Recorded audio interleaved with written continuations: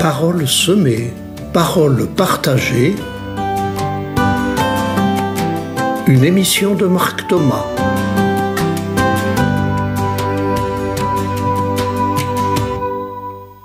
J'intitule l'émission d'aujourd'hui « Intelligence multiple ». Vous savez, ce concept des intelligences multiples, concept assez récent, qui permet de mettre définitivement à la poubelle nos catégories de celui-là il est intelligent, celui-là il n'est pas intelligent, donc il est bête. Pour traiter cette question des intelligences multiples, j'accueille aujourd'hui Delphine Pierre-Jean, qui en est une spécialiste. Delphine Pierre-Jean accompagne et forme des adultes et des jeunes aux compétences psychosociales. Elle essaye de développer le savoir-être, les émotions, les relations à l'apprentissage. Elle a surtout le souci de mettre en valeur le potentiel des gens et en particulier de ceux qui ont des difficultés à s'intégrer dans la société. Delphine est aussi et surtout pour moi une grande amie. J'ai rencontré Delphine à travers mon métier de formateur. Elle m'a demandé un jour d'intervenir. Et puis petit à petit, elle m'a accompagné dans des formations. Elle s'est formée sur le tas. Quand je suis parti à La Réunion et que j'ai quitté la métropole et mes clients professionnels de métropole, eh bien c'est elle qui a repris le flambeau. Depuis, elle s'est formée à des tas de compétences, tout ce qui est relationnel, émotionnel, et aujourd'hui, elle a développé son activité en indépendante. Elle est sur la Lorraine, elle habite la région de Nancy, et je l'accueille à La Réunion avec grand plaisir aujourd'hui.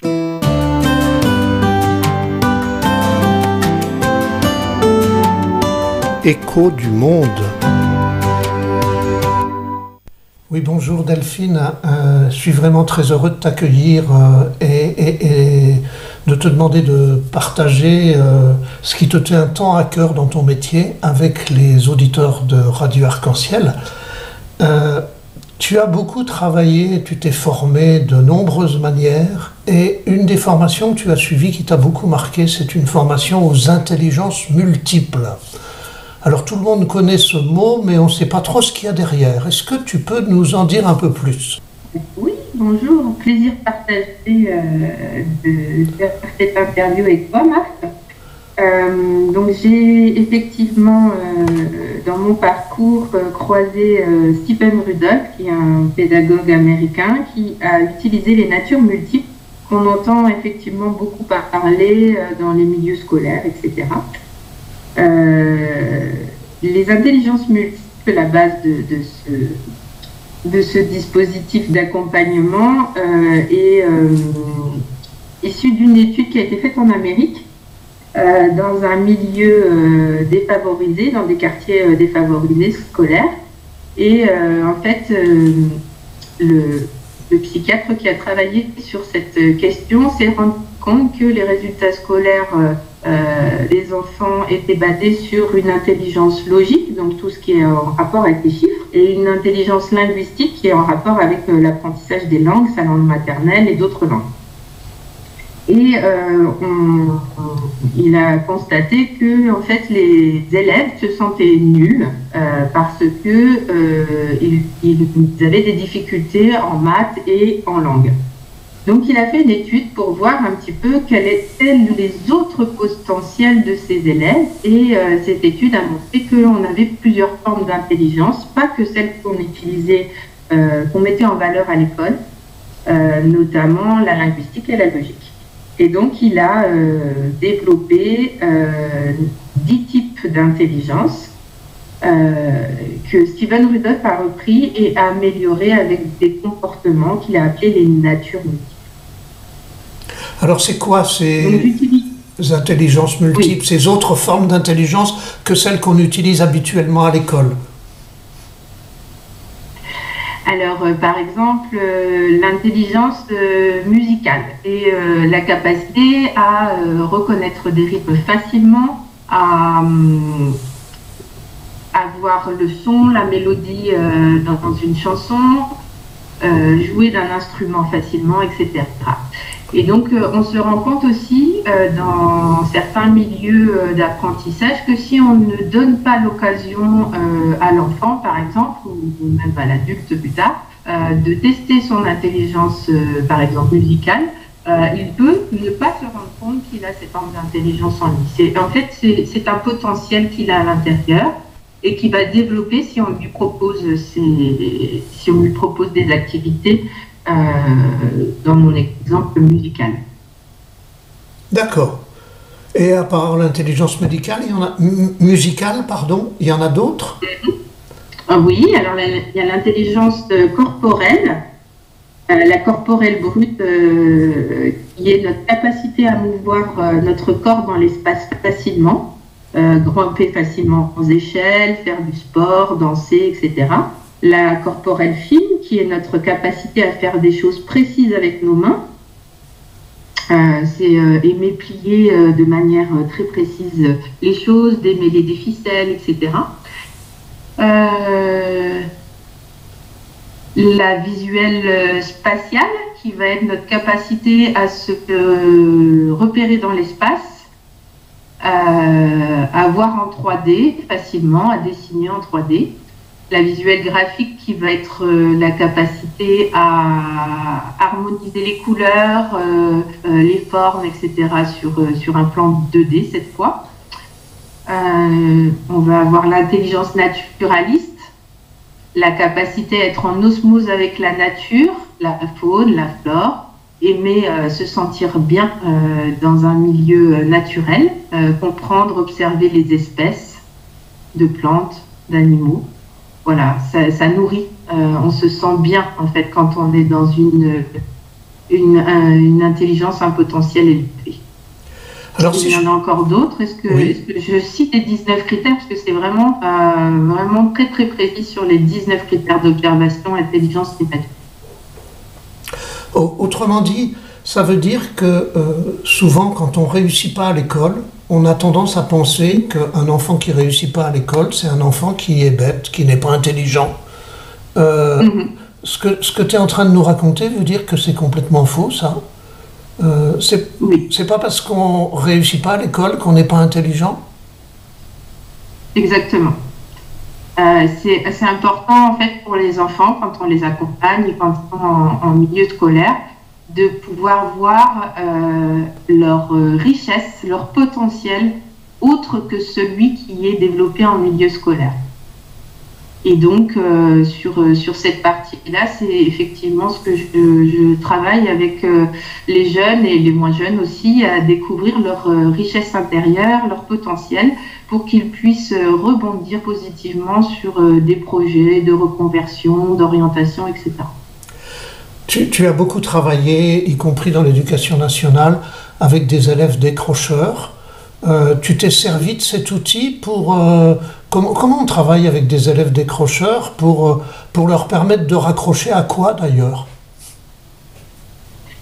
Alors, raccrocher à un sens, raccrocher à leur connaissance d'eux-mêmes et leur valorisation de ce qu'ils savent faire. Donc, comment on travaille avec des jeunes en décrochage scolaire? L'objectif qui m'était donné, c'était de pouvoir les remettre à l'école sur un temps assez court cette semaine. Et on s'aperçoit en fait en fonction des profils et des situations de vie de chaque jeune qui arrive sur le dispositif que effectivement en fonction de leurs besoins, ils vont avoir besoin de plus de temps ou moins de temps.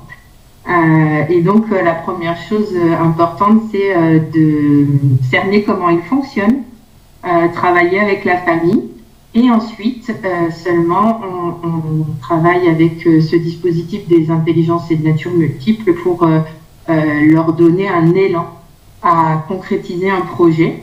Et on raccroche à quoi? Alors du coup, on raccroche pas forcément à l'école, on raccroche à un sens, à un projet du jeune.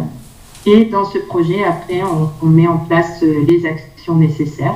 Et ça peut être de la formation, ça peut être des dispositifs comme les services civiques. Enfin, on utilise tous les outils en place au niveau de l'éducation nationale sont possibles pour redonner un élan aux jeunes, en fait.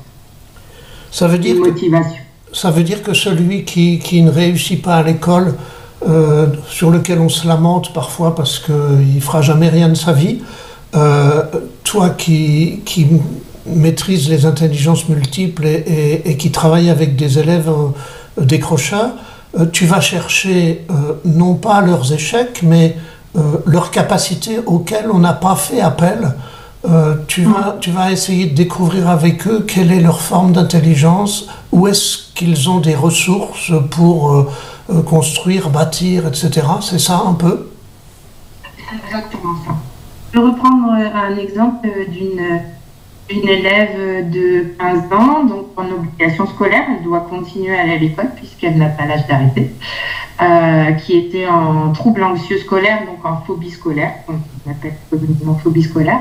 Donc elle ne pouvait pas rentrer dans un établissement scolaire. Elle était addicte aux jeux vidéo, donc jouait 24 heures sur 24 pratiquement, quelquefois. Et l'idée, en fait, ça a été de remettre en route pour elle un sens dans autre chose que ses addictions. Ça, c'était la première étape. Et ensuite, on a fait le profil d'intelligence multiple et elle s'est rendue compte qu'elle avait une intelligence musicale qu'elle n'avait jamais vue avant. Et elle me dit, j'ai très très envie d'apprendre à jouer de la guitare. Et du coup, avec la maman, on a effectivement vu comment on pouvait mettre en place des cours de guitare, de musique. Et elle a trouvé en fait une passion qui a permis un petit peu de sortir. Alors c'est progressif, il y avait beaucoup d'autres choses autour, mais voilà, c'est des exemples comme ça où on révèle quelque part, où on suscite des envies, on teste, ça marche, ou des fois ça marche pas et on teste autre chose. Donc c'est effectivement des accompagnements qui peuvent être longs, mais qui sont très formateurs pour les jeunes parce qu'ils apprennent à se connaître.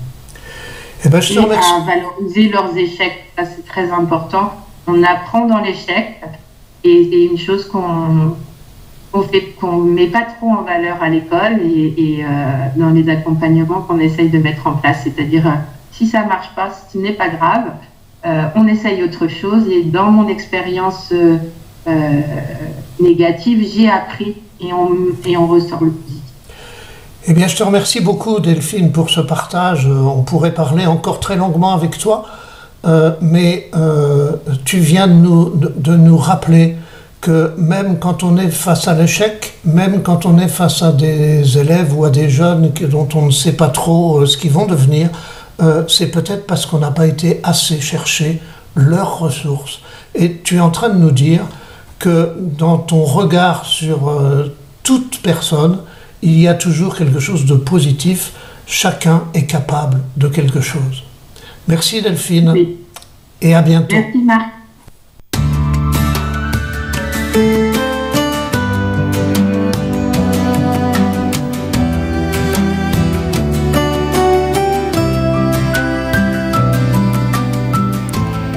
Paroles semées, paroles partagées, intelligence multiple. Nous avons nos invités en direct dans nos studios. Marc Thomas, comme chaque premier samedi du mois, accompagné aujourd'hui avec Delphine. J'ai envie de poser une question à Delphine. On a tous une intelligence multiple?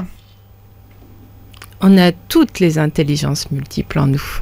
On a toutes les intelligences. Oui. Alors, vous en avez énuméré quelques-unes. Oui. Vous disiez qu'il y en a en tout 19, c'est ça? Alors, sur le dispositif que j'utilise pour orienter les jeunes et les jeunes adultes, effectivement, j'ai 19 critères sur la base des intelligences multiples.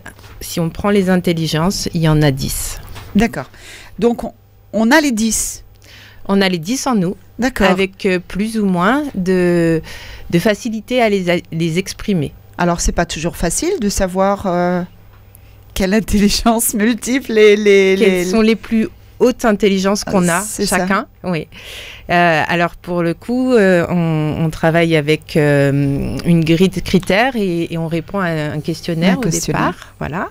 Et ça nous permet de mettre des scores sur les différentes intelligences et natures et d'identifier celles qui sont les plus hautes chez nous, ce qu'on appelle notre potentiel. Tout à fait. Merci beaucoup Delphine. On espère que nos auditeurs ont des questions et qu'ils vont les poser au 02 62 41 66 16 pour poser vos questions ou demander des choses. Et on a déjà le standard qui clignote. Alors on vous écoute Marc en attendant que je vais au standard. Oui, peut-être que ce serait intéressant Delphine que tu nous dises, tu disais qu'il y a 10 formes d'intelligence. Tu pourrais nous donner la liste ? Je peux donner la liste. Donc, j'en ai déjà un peu parlé dans l'interview. Oui. On a la corporelle brute et la corporelle fine. C'est notre capacité à mouvoir notre corps dans l'espace. Et la fine, c'est notre capacité à traiter des actions avec dextérité, avec nos mains, avec finesse. On a l'intelligence interpersonnelle, notre capacité à rentrer en lien avec les gens. Une intelligence intrapersonnelle, notre capacité à rentrer en lien avec nous-mêmes. L'intelligence visuelle spatiale. L'intelligence visuelle spatiale qui va être notre capacité à se repérer dans l'espace. L'intelligence visuelle graphique qui va être notre capacité à rentrer dans les espaces graphiques, harmonie des couleurs, etc. L'intelligence musicale dont j'ai parlé tout à l'heure et l'intelligence naturaliste, la capacité à rentrer en osmose avec la nature, faune et flore. Il me semble qu'à La Réunion, on a beaucoup d'intelligence naturaliste. J'ai cru comprendre dans mes échanges aujourd'hui. Et nos deux dernières qui sont plus connues, intelligence logique et linguistique. Je suis sûr qu'il y a plein de gens qui vont se reconnaître dans l'une ou l'autre de ce que tu as dit et qui vont se dire mais j'avais pas pensé que c'était ça aussi l'intelligence. Oui, c'est ça tout à fait parce qu'on se dit on connaît pas grand-chose donc on n'est pas très intelligent mais finalement quelque part on l'est. Hein. On a tous une intelligence. On va aller au standard puisque notre fidèle auditeur nous appelle et nous avons Adrien. Adrien, rebonjour. Bonjour madame. Bonjour Adrien. Bonjour monsieur Marc Thomas et bonjour madame Delphine. Je crois que moi j'ai eu certaines intelligences artificielles et puis intelligence naturelle. Naturaliste, c'est ça Adrien? Oui, naturaliste. Aimer la faune et la flore, aimer les animaux, la nature, se sentir bien dans le verre, dans la nature, c'est ça? C'est ça. C'est-à-dire non, pas ça. Et moi, je dis concernant les métiers. Oui. Moi, j'étais dans une profession, il maîtrisait 50 métiers. Et puis, j'ai pu maîtriser 16. Et ça veut dire, là, maintenant, cette émission m'interpelle. M'interpelle. Et c'est ça, je dis, que, il faut intervenir pour que au moins les jeunes entendent, écoutent, et ça veut dire que ça va servir pour pouvoir avancer dans notre vie, qui est plus ou moins difficile, comme vous avez dit tout à l'heure. Hein. Il y a les échecs scolaires, il y a tout ça, mais n'empêche, arrête pas sur les échecs scolaires, parce que sinon on restera là, on fera plus rien, on va rester le bras croisé. Vous avez fait un beau résumé de l'interview, Adrien. Merci, c'est gentil. Comme mon père était employé là-bas au pont de chaussée, malheureusement, il est mort à 50 ans. Comme à l'époque, l'espérance de vie était très courte, hein. Tout le monde connaît ça. Et après, Madame Delphine, en travaillant, comme vous avez dit tout à l'heure, j'ai pu en avoir 16 diplômes. 16 diplômes? 16 diplômes. Dans des domaines différents? Dans des domaines différents. Si on prend la médecine, j'ai commencé par le secouriste et après j'ai terminé secours routier. Ouais. Et après j'étais spécialiste en réanimation. D'accord. Et donc là, on est sur, si je peux me permettre, Adrien, pour donner l'exemple par rapport à ce que vous dites, on est sur une nature guérisseuse. Donc, vous avez développé votre nature guérisseuse, en fait, à travers votre expérience. On ne cesse pas d'apprendre, on apprend tous les jours. Oui.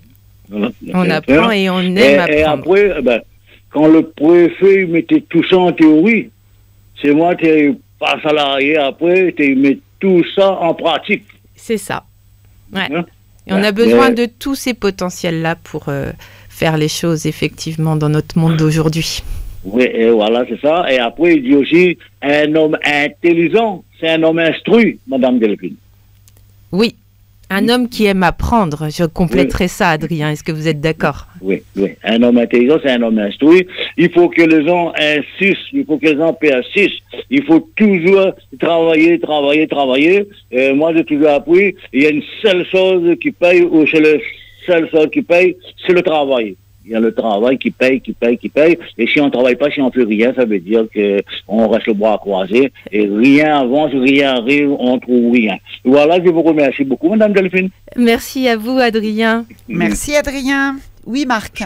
Je pensais en écoutant Adrien et Delphine, Adrien terminait en disant il faut travailler, il faut investir, il faut mettre de la volonté, de la motivation. J'ai le sentiment, quand je t'écoute, Delphine, je suis d'accord avec Adrien, mais que c'est pas seulement il faut travailler, c'est si quelqu'un nous aide à découvrir quelle est notre forme d'intelligence et à valoriser cette forme d'intelligence, eh ben ça va déclencher notre motivation. C'est pas il faut, c'est comment aller chercher ma propre intelligence pour avoir envie d'en faire quelque chose. Qu'est-ce que tu en penses, Delphine? Effectivement, alors il y a une différence entre le potentiel dont je parlais, donc toutes les formes d'intelligence qui sont plus ou moins hautes ou basses, toutes celles que j'ai citées tout à l'heure. Et donc ça, c'est le potentiel. Et en fait, pour acquérir de la compétence, il faut du travail. Donc on a intrinsèquement à l'intérieur de nous un potentiel, avec une capacité, par exemple, à faire du sport facilement, à rentrer en relation avec les gens facilement. Voilà, ça c'est notre potentiel. Et ça va se développer dans nos activités de tous les jours. Et puis, on va avoir besoin dans des activités de faire des choses où notre potentiel est plus bas. Par exemple, moi, ma visuelle graphique est très basse, donc ma visuelle spatiale, pardon. Donc, me repérer dans l'espace, quand je suis à La Réunion, c'est terrible pour moi, ça me demande beaucoup d'énergie. Et voilà, je me sens souvent en échec quand je dois me repérer sur une carte ou dans un lieu. Donc, je mets en place, maintenant que je sais que c'est une intelligence basse chez moi, c'est pas mauvais, c'est juste que maintenant que je le sais, je peux mettre en place des stratégies pour compenser. Voilà. Donc, il y a un critère facile à identifier pour repérer son potentiel, c'est est-ce que j'aime faire l'activité qui sollicite telle ou telle intelligence? Est-ce que c'est facile pour moi? Je le fais facilement. Est-ce que je suis satisfait du résultat? Ou on me dit souvent que c'est satisfaisant ce que j'ai fait. Par exemple, quelqu'un qui a un potentiel visuel graphique, cette fois la capacité à dessiner, à harmoniser les couleurs, etc. Si c'est facile pour lui de reproduire quelque chose, d'harmoniser les couleurs sur un dessin, si il aime faire ça, il voit pas le temps passer en fait. C'est ça. Posez-vous la question souvent. Quand je fais quelque chose, je me dis une activité que j'ai choisi de faire.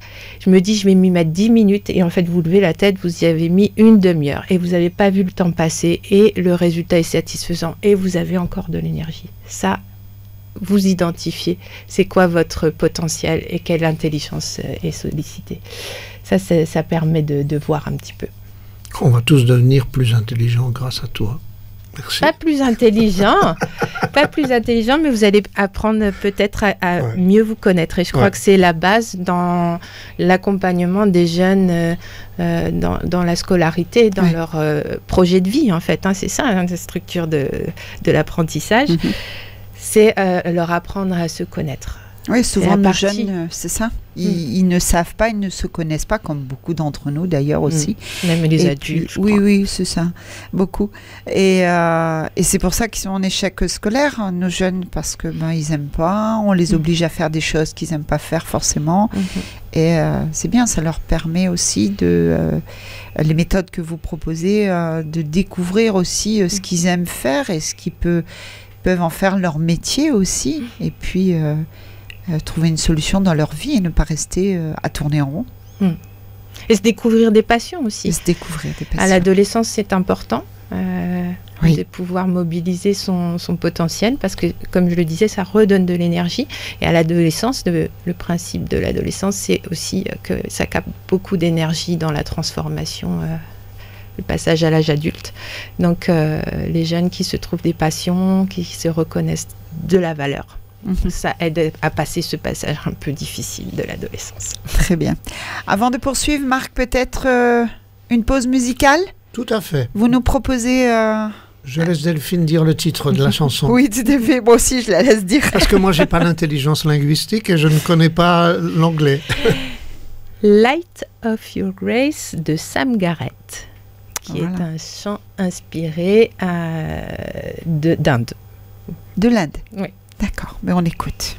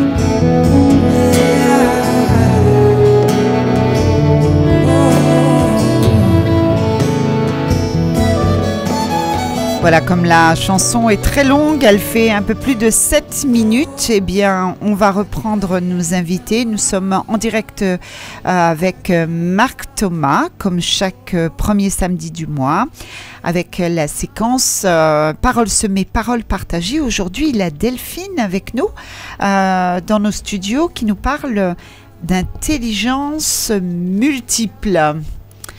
Voilà, vos micros sont ouverts, mes chers amis, pour pouvoir poursuivre cette séquence.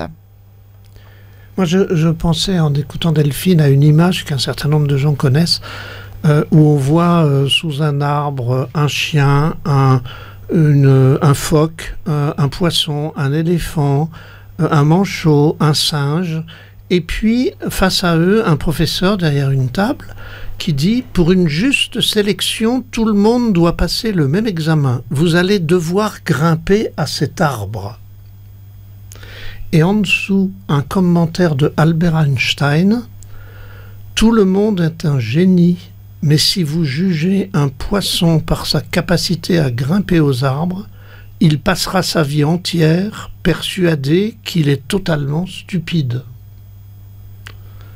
Je trouve que ça ressemble beaucoup à nos histoires quand on se trouve stupide. Oui. Qu'est-ce que tu en penses, Delphine ? J'adore cette image. Effectivement, c'est juste, on parle d'égalité ou d'équité. Et donc ça, c'est important de pouvoir identifier notre capacité et que la forme d'évaluation, d'examen à passer soit au regard de cette capacité. Voilà.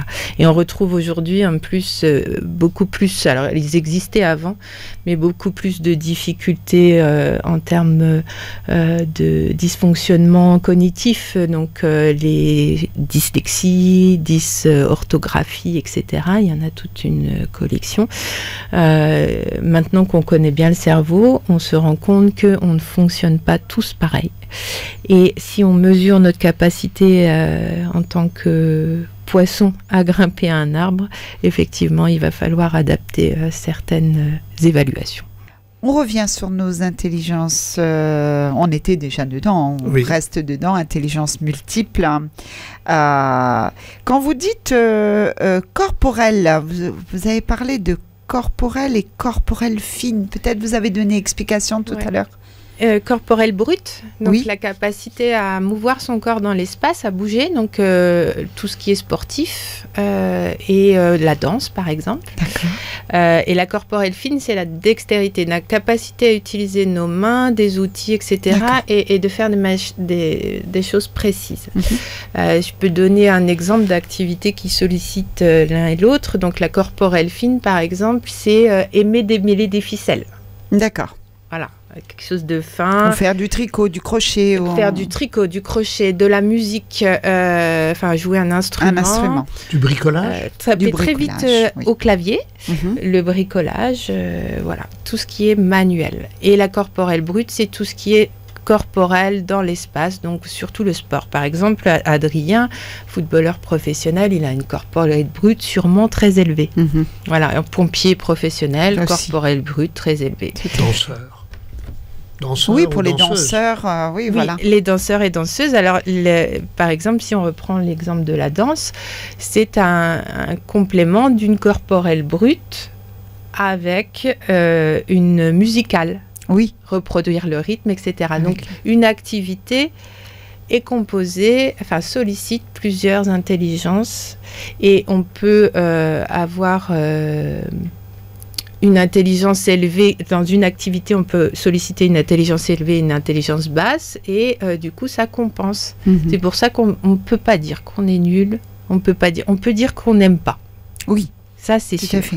Mais on ne dit pas qu'on est nul. Qu'on est nul. Non. Parce que c'est pas possible. Non, et puis même quand on dit ça à un enfant, c'est pas valorisant. Et puis c'est pas bien. Ça, déjà dans sa tête, il va dire je suis incapable, je suis un bon à rien, et puis je suis nul. Donc finalement, il évolue pas aussi. Oui. Et c'est un petit peu un peu triste à entendre, mais effectivement, dans les modèles éducatifs, on répète aux enfants t'es nul ou de manière détournée. C'est ça, effectivement, au niveau cérébral, ça s'incruste, ça se programme comme ça.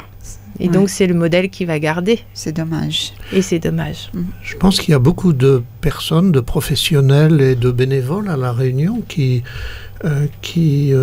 prennent à bras-le-corps ces questions d'échecs scolaires ou d'échecs même pour des adultes et qui cherchent à accompagner les enfants et les ados et certains adultes pour découvrir leur potentiel. D'une manière ou d'une autre. Pour ne pas en rester à l'échec. Je crois qu'il y a beaucoup de gens à la Réunion qui ont des compétences là-dessus. J'espérais que certains nous appelleraient pour nous partager leur expérience. Oui, je sais pas, ils sont... Mais sachez qu'on pense à vous. J'ai profité de Delphine qui vient de l'Hexagone parce qu'elle a cette compétence-là, mais il y a plein de Réunionnais qui ont ces compétences-là aussi. Et chers amis qui êtes en difficulté avec vos enfants ou avec vos ados, cherchez autour de vous des gens compétents qui vont avoir les mêmes outils que Delphine ou des outils complémentaires pour les accompagner et en tout cas pour changer notre regard sur non, personne n'est nul, l'échec n'est jamais le dernier mot de la vie d'un homme. Non. Voilà. On n'a pas parlé de Dieu depuis tout à l'heure, hein, mais on est en plein dans l'évangile avec tout ça, hein, chers amis. Tout à fait. Voilà. On peut parler de l'Esprit Saint qu'on va bientôt recevoir à la Pentecôte, enfin faire mémoire de cette force, les 7 dons de l'Esprit. Absolument. C'est aussi ça, c'est un don qu'on a, c'est une capacité, tiens, ce serait intéressant, je pense tout haut là, ce serait intéressant de reprendre la liste des 7 dons de l'esprit et puis de la comparer aux 10 intelligences multiples. Ça ne veut pas dire qu'il y a plus d'intelligence que de dons de l'esprit, mais le chiffre 7, c'est un chiffre symbolique. Oui, tout à fait. La totalité. Parce que dans les dons de l'Esprit Saint, il y a les fruits de l'Esprit Saint également. Donc, Mais il y en a beaucoup plus. Tiens, allez. On fait ça cet après-midi. On fera ce travail-là tous les deux. Cet après-midi, on sera sur les chemins de la nouvelle. On fera un peu autre chose. On nourrira notre intelligence naturaliste et corporelle brute cet après-midi à Mafat. Oui, c'est ça. Tout à fait. Tout à fait. J'avais un texte sous les yeux, un texte de Christian Bobin, très bref, hein, que j'ai trouvé tout à l'heure en recherchant l'image qu'on a commentée. L'intelligence n'est pas affaire de diplôme. Elle peut aller avec, mais ce n'est pas son élément premier. L'intelligence est la force solitaire d'extraire du chaos de sa propre vie la poignée de lumière suffisante pour éclairer un peu plus loin que soi, vers l'autre là-bas, comme nous égarés dans le noir. Christian Bobin, dans le livre L'Inespéré. J'aime beaucoup cette phrase. Voilà. Savoir qu'on a tous en nous quelque chose d'une lumière, d'une intelligence, d'une capacité de lire entre les lignes, c'est le mot, c'est le sens du mot intelligent, de lire entre les événements, de lire entre les relations, de lire le sens, voilà, et qu'il suffit d'aller la chercher un peu. Ouais. Oui, merci pour ce partage de cette phrase que je ne connaissais pas. Eh bien voilà. Voilà. Et est-ce que tu peux nous dire 2 mots de ce que tu veux d'abord, je propose, mais je pensais à l'expérience que tu as eue à l'Éducation nationale en Lorraine, avec des jeunes décrocheurs. Tu peux nous redire un peu ce que tu faisais ? Oui, donc je travaillais sur un dispositif de lutte contre le décrochage scolaire et on accueillait des jeunes de 15 à 26 ans en décrochage scolaire de plus d'1 an. Et l'idée pour certains qui étaient en obligation scolaire, c'était de pouvoir leur trouver la formation adaptée pour retourner à l'école. Et pour les plus âgés, de pouvoir sortir de l'école avec un diplôme. Donc pour ça, on avait tous des dispositifs mis en place. Et donc sur le secteur de bassin de Nancy, donc en Lorraine, nous avions 200 élèves par an qui passaient sur ce dispositif. Tu as un exemple d'un élève ou d'une élève que tu as accompagné et qui a débouché à quelque chose, un exemple parmi d'autres, j'imagine. Oui. Alors j'en ai donné un dans l'interview de cette jeune fille de 15 ans.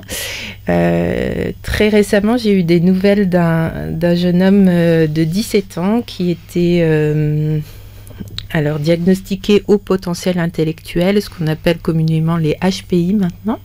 Alors, il ne faut pas penser que c'est un cadeau d'être HPI, puisque ça nécessite aussi beaucoup d'adaptation de la part des personnes qui sont diagnostiquées HPI. Delphine sait de quoi elle parle, dans sa propre famille. Oui. Et donc ce jeune homme, 17 ans, était en décrochage scolaire depuis depuis 3 ans au lycée et c'était l'année du bac. Il avait toutes les capacités intellectuelles de passer son bac. Il avait toute la possibilité de l'avoir haut la main, sauf qu'il était incapable de pouvoir mettre les pieds dans un établissement scolaire. On est toujours sur cette difficulté-là dans le décrochage scolaire. Et comme sur l'équipe qui travaillait au lycée, moi j'ai une spécialisation en santé mentale. Je travaille beaucoup avec ces jeunes qui sont en phobie, en troubles anxieux.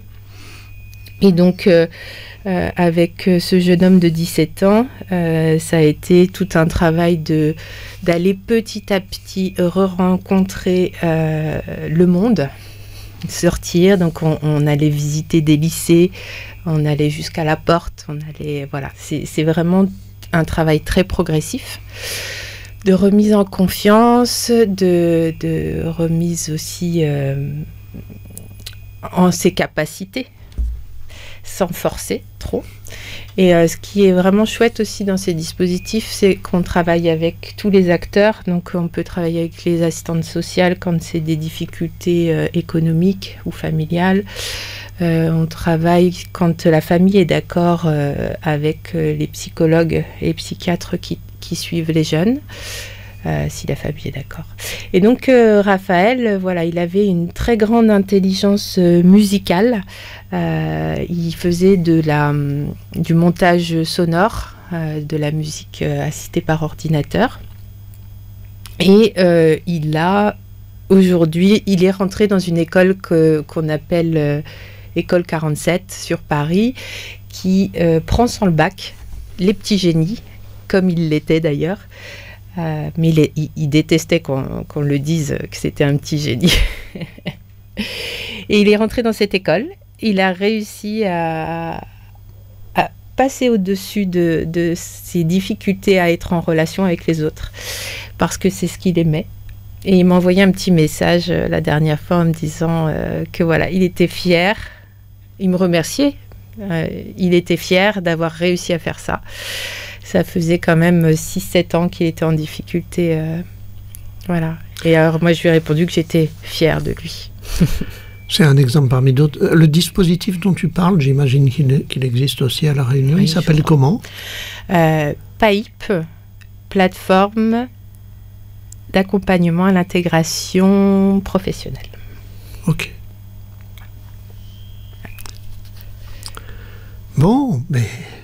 Voilà des bonnes choses. On pourrait se demander peut-être pourquoi dans le cadre d'une émission Parole semée, Parole partagée, qui est une émission à destination de tous, mais dans un contexte sur une antenne catholique et chrétienne, on pourrait se demander quel rapport ce qu'on vient de dire là a avec la foi chrétienne.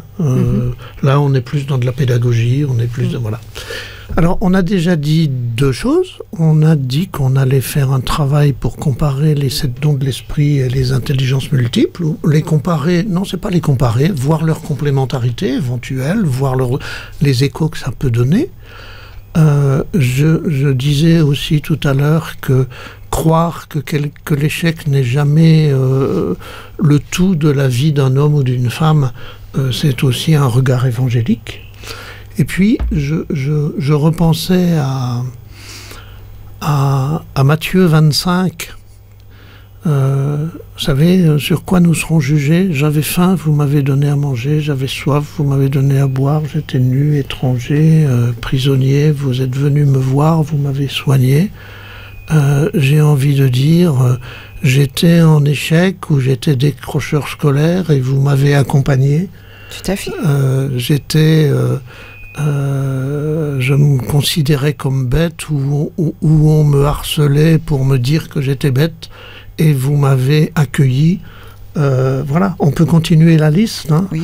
Mais Seigneur, mais on t'a jamais vu décrocheur scolaire, on t'a jamais vu en échec. Ce que vous avez fait au plus petit d'entre mes frères, c'est à moi que vous l'avez fait. Donc on est en plein dans la foi chrétienne et dans l'évangile, tout en étant pleinement en plein dans l'humanité et dans la vie de l'homme et dans la vie de la société. Vous savez à quel point ça compte pour moi que le langage religieux ne soit pas déconnecté du langage de l'homme, des femmes d'aujourd'hui, que les annonces de... On dit que Jésus nous sauve, mais allez dire à un décrocheur ou un harcelé qu'il se sent sauvé. Il faut qu'il y ait des gens qui aillent l'aider à découvrir d'abord qu'il peut se sauver par lui-même et qu'il y a des hommes et des femmes qui peuvent lui tendre un filet de protection et de relèvement. Je rajouterais par rapport à ce qui est dit un conseil. Ne restez pas seul. Ne restez pas seul quand alors moi je travaille beaucoup avec les adolescents et leurs familles. C'est important d'inclure la famille dans le travail. Et je sais que ça c'est une pratique qu'on retrouve partout dans les institutions qui accompagnent le décrochage scolaire. Ne restez pas seul quand en tant que parent vous êtes démunis par rapport au comportement. Allez voir même le voisin pour en parler. Moi, j'ai été concernée ces dernières années par le décrochage scolaire de mon fils. Oui, voilà, ça arrive aussi. Et j'en ai parlé autour de moi parce que j'avais cette facilité à pouvoir le faire puisque j'étais aussi professionnelle. Et je me rendais compte qu'en fait, beaucoup de familles ont vécu ça, mais n'en ont pas parlé pour diverses raisons. Et donc, c'est vraiment important. Le mal-être de l'adolescent peut être normal parce que c'est l'adolescent, mais il peut être aussi très profond et de trouver des tiers qui nous aident en tant que parents, alors là je parle de moi, est très important. Professionnel ou non, c'est la partie humanité dont Marc parlait juste avant. Alors, ce qui m'interpelle, c'est que vous avez dit conseil. Allez demander conseil. Conseil, c'est un des dons du Saint-Esprit. Le don du conseil. Nous y voilà. On aura l'occasion d'en reparler, alors je l'espère. Peut-être, comme il nous reste 5 minutes, nous quitter avec une chanson où il y a encore des choses à dire, Marc? Moi, j'ai envie d'insister sur ce que je disais précédemment. Oui. J'ai l'impression, à la fin de cette émission, je ne sais pas ce que pensent les auditeurs, mais moi je suis ravi de ce direct et de ce que Delphine nous a partagé. Bien sûr. Et c'est pour des choses comme ça que j'ai changé le titre de l'émission, que c'est passé de Dieu de tous les jours, qui faisait penser que c'était que religieux. Alors je crois toujours que Dieu de tous les jours, mais Dieu de tous les jours à travers... des gens comme Delphine, croyants ou pas croyants, qui accompagnent des petits, des pauvres, etc. Paroles semées, tout ce que Delphine a pu... Delphine et les professionnels de la Réunion et d'ailleurs qui accompagnent et qui sèment dans le cœur de jeunes, d'ados, d'enfants, de parents, de l'espoir, de la possibilité de réussite, de la recherche de son potentiel, paroles semées. Et puis j'avais dit qu'il y aurait de temps en temps des interviews et que c'est pour ça que ça s'appelait aussi paroles partagées. Alors excuse-moi, je me sers de toi, Delphine, pour justifier mes propres choix, mais c'est dans l'amitié, dans la fraternité, et c'est au plus profond de ma conviction, c'est que dans tout ce qu'on a dit aujourd'hui, dans tout ce qu'on a fait aujourd'hui, on n'est pas obligé d'être croyant pour dire et faire tout ça et pour croire en tout ça, mais quand on fait référence au Dieu de l'Évangile, on sait qu'on est en plein dans la foi et que c'est là le lieu premier. Aller au carrefour aller en Galilée, le carrefour des nations, c'est là que vous le verrez.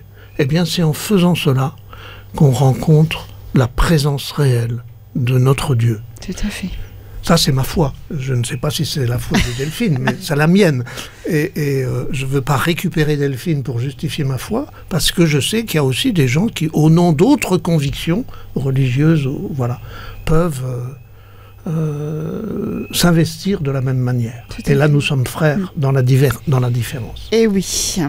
Là où je retrouve, Marc, dans ce que tu disais, c'est que moi, j'ai la foi et l'espoir pour les générations futures On sait que ça va être de plus en plus difficile, en tout cas plus en plus rapide dans la transformation du monde. Et moi, j'ai cette foi-là de croire en l'humain et d'accompagner ces générations futures à traverser ce qui a traversé avec joie et humanité. C'est bien parce qu'on va finir avec Oh Happy Day. Yes.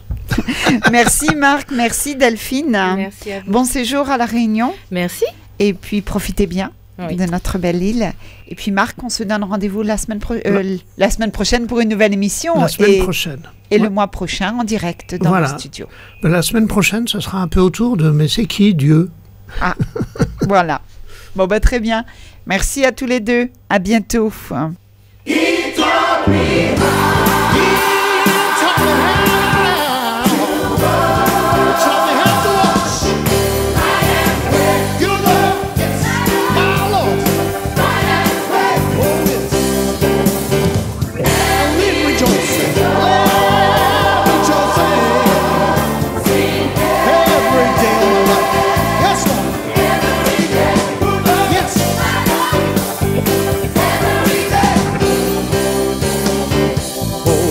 Happy day,